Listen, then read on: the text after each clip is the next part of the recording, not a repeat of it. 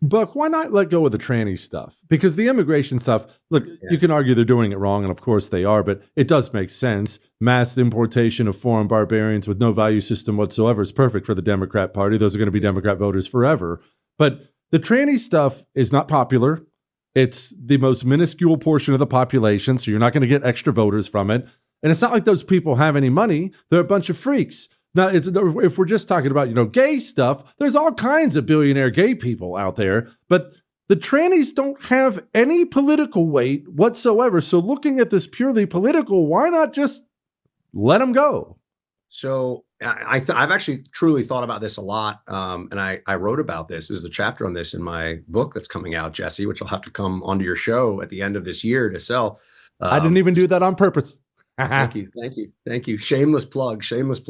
But no, really, the issue of the trans ideology stuff, I see it in two ways. One is if they win on this, they win on everything.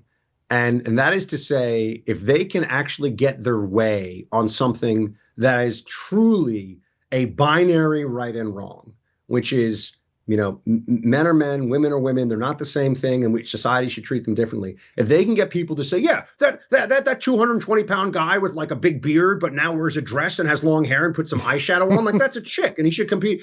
If they can get society to go along with that, they can get society to go along with absolutely anything, right? It's like this is, as you know, Jesse, from maybe your book on Anti-Communist Manifesto, the communists, even if they knew that you didn't believe as a person living in a communist country like Soviet Union, the things that you said, mouthing the preferred slogans was demeaning, right? So even if they knew that you knew that the grain harvest was actually horrible and there's mass starvation, it's shut up, say the grain harvest is great.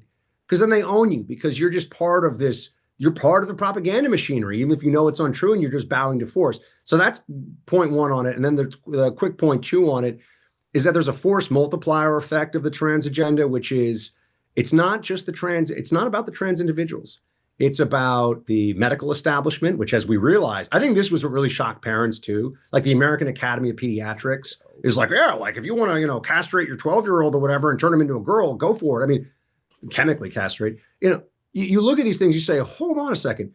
Once you've gotten a parent to abuse his or her child on behalf of an ideology, I think it is impossible for 99% of them to ever come back into the light of truth and to recognize what they've done, because they're going to want to say, well, I did the right thing. I did what the American Academy of Pediatrics. So it's really about everyone around the trans individual or the trans ideology that gets sucked into it, and that tries to suck other people into it too. And then, like I said, they own you, right? I mean, especially if you've done something irreversible to your kids on behalf of this, you're never going to, I know it's pretty dark, right? But I think that is what is going on. And that's why they won't back off of it, because it's just a way of having absolute power over people.